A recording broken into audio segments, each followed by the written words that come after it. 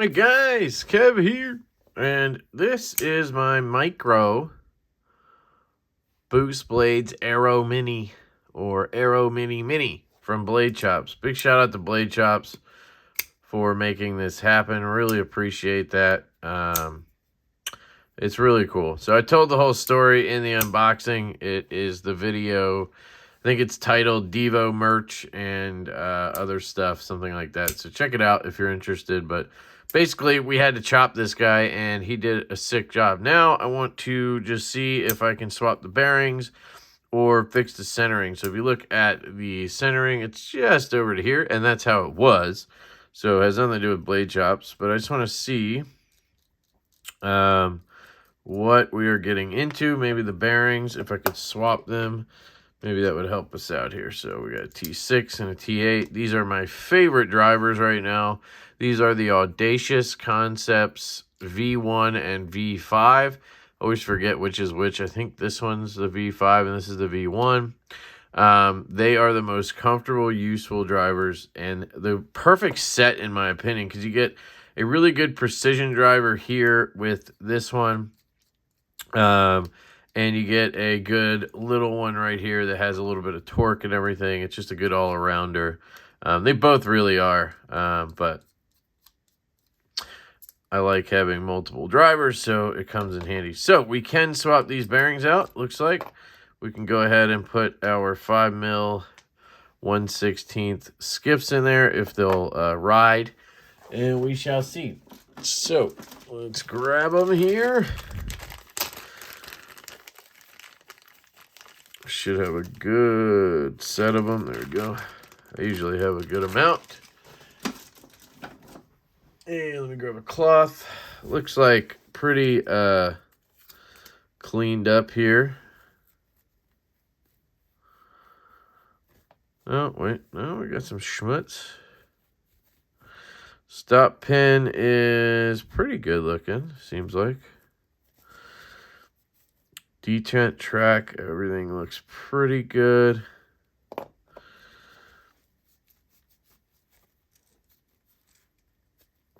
Not using alcohol, really, just... I'm going to flip these washers if I can. Yep, that one's clean. I do that in case you haven't seen any of my other disassemblies. I do that so that the skiff bearings have a new track to ride on.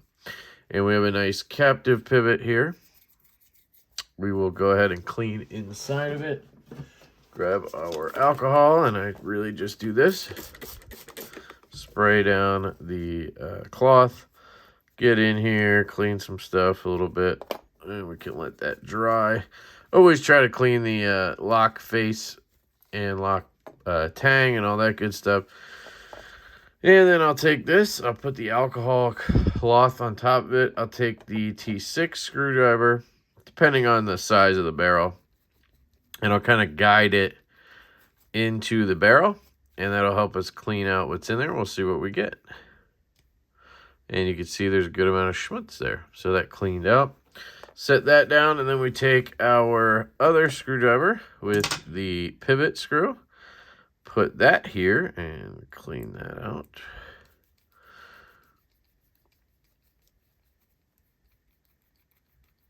This will help us in our Loctiting / gluing pursuit because it'll stick better if it's a clean surface, right? So we can put that here and that here.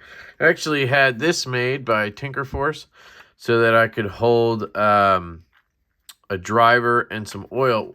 And then I asked him actually to design a new one, if he doesn't have it already, that would hold 2 drivers and 2 bottles. So that way I can put these 2 in the back and then original and heavy here.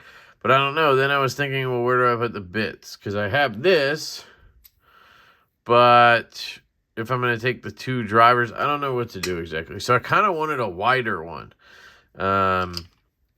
So we'll see if he can do that. Because that way I could do the 2 drivers, the 2 Loctites, and then maybe bits. I was also thinking maybe fit the glue somewhere, but then I'm just like adding too much shit. So anyway, I'm going to grab, we have the heavy, and this is what I'm saying. This way I would just have access to all this stuff right here instead of having to reach over there all the time. But it can't take up a ton of space like it would if I set it all out. So anyway, always try to clean the D10 hole in case there's something popping off in there. So the pivot goes in here, locks in nicely, which is really cool. I love the design. So you'll see it has this triangle cut right there. We always does really good captive systems, in my opinion. There it goes, just popped right in. I mean, look at that inlay, just excellently done. So we will take our KPL original, and we'll get our bearings out. I know they're the right size, but you could measure using the Skiff measuring card. The bearings, obviously, are from Skiff-made blades. You can check the description. I'll always have that link down there. I'll try to put it at the top of the description. These are 5mm 1/16 11 ball bearings, in case you have this knife and want to swap it. The disassembly stuff, this is from knifepivotlube.com, KPL. You can use my code LeftyEDC there. Again, always linked in the description. And I highly recommend the heavy and original and their Q-tips, which are these guys. The tray and this accessory are from Tinker Force, also in the description. And the drivers are from Audacious Concepts. And the super glue you're going to see in a little bit is from Amazon. I will, again, have that linked in the description. I always link all my disassembly equipment. It's all at the bottom of the description of every video. And I try to put it at the top if I am specifically doing a disassembly video. But I tend to forget shit because I have a lot of shit to remember when it comes to these videos. And this is not my full-time job, so. All right. Jeez, Kev. Talking. Let's see how they fit. Now, I'm sort of starting to remember I tried this before, and maybe it didn't fit, but we shall see. I would love to get it centered. That would be amazing. Without having to have play. That's kind of the downside, right? Why did I do this? Why? Why did I put that away, Kev? Just an idiot. There we go. Okay, then we have our body screw here. The other one stayed in the frame. I got lucky I didn't lose it because clearly was not paying attention to that. Whoops. Now, the bearings and everything, disassembly is probably going to be the same no matter what, but I do want to note that this knife has obviously been chopped, so it doesn't look the same as yours if you have one. Why are you not? There we go. Nice and simple. There we go. Okay. Not tight at all. Oh, yeah, buddy. Dead nuts centered. Dead nuts. Beautiful. All right, let's... No play. Now, remember, they have to wear the track in. The previous bearings have the benefit of that washer track already being there. Ooh. So... should wear in on these. Usually takes, I don't know, 100 flips for it to be like really broken in. But I'm already feeling it. It's going to be good. It's not going to be worse, that's for sure. Let's see if we can come off it at all. Came off it a little bit. Did the centering slip? Let's see. We have a little bit of play.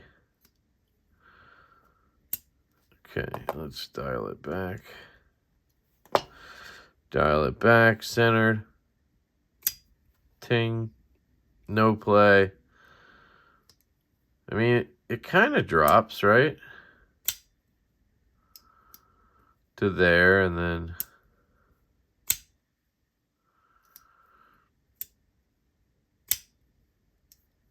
and then left-handed on this guy, you can reverse flick it. you kind of just have to be careful with the lock bar. Right there, it's good off that clip. And then if I go up on the pivot, it'll fire. Still got to get used to it, obviously. Trying to find a good spot on the lock bar there. Not perfect, but it works. I don't think, nah. Obviously, you can do the flipper tab left-handed. Definitely better right-handed because the clip is there. You can grab real easy with your fingers down here, and then you can flick it out. So let's get the glue out. I think we're good. So the way I've been doing this lately is I'll take one of these. First, I'm going to do a double check. So I'm going to loosen it, right? Then I'm going to tighten it. Just tightened it to where it felt snug. No play at all. Swings down, but not great. Definitely need to back off a little bit. There, backed off a touch. No play. And wow, much better. So I need to find that sweet spot.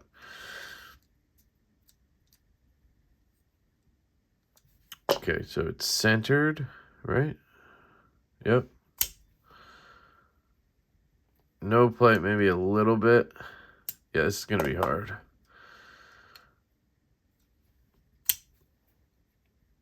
No play. Yeah, this is going to be really hard. All right. But I got to go for it. So what I do here is, yes, I've cleaned this already.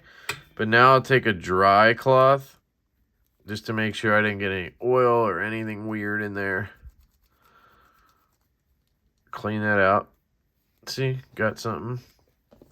Because I've been driving that screw in and out now, you know. It could have picked up something since I cleaned it. And I know I'm pretty OCD. So then I take this guy. Just a little glue on it. Dabble that sort of in there. Take a little bit here. And a little bit there. And then we drive it in. We watch that go. No play.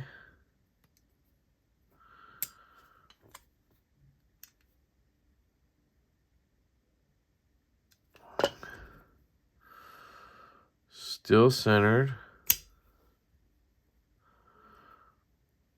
No play. And haha. All right, so then we check these guys. Tight. Tight. Check the clip. Tight. Tight. Check this guy. Tight. Okay. And then we hope that the pivot doesn't walk now that I tightened it and then I kind of eased up a little bit. But it felt good. The centering is dead on, dead nuts. Perfectly centered. It looks fantastic. I'm just kind of talking while I give it a second to cure in a little bit. Hoping it holds. A lot of times just the... just having that glue in there kind of acts as like stops it from walking, you know, even if it's not like technically glued, it still just has enough resistance to keep it from walking anyway. So should be good. And I'm gonna put this away. All right, keep this for something else probably. Put that in here, and then I take this guy and put that there. Put that up here. Take this guy, put it there, put that there, boom. All right, and we are pretty much cleaned up. Should have given it enough time.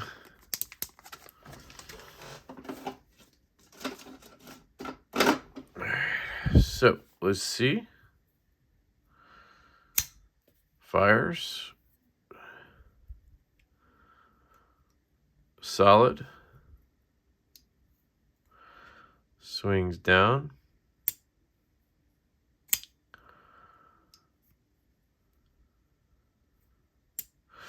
Yeah, I'd say she's good. And she's only going to get better because those bearings are just going to keep working themselves in, right? I didn't put any oil on the detent track, which I probably should have, but it is a stonewash and an older knife, so it's probably had that chance already. Yeah, it's really smooth. Uh-oh.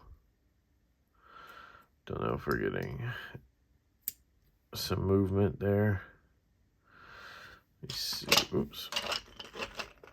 And this is what I worry about when I loosen stuff a little bit. I worry that I kind of ruined the bond. But I think it's fine. Yeah, we're good. Look at that.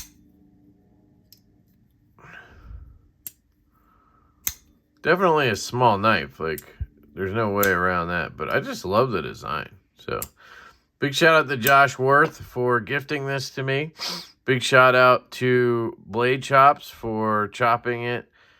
Big shout out to Brent over at Backpack B for kind of inspiring the chop, man. It actually ended up being like a really cool thing to me. Makes it more of a personal thing to me now, the knife. So I love that. So thanks to everybody involved, and it looks fantastic, and I'm very happy with it. So this is my Boost Blades Aero Mini.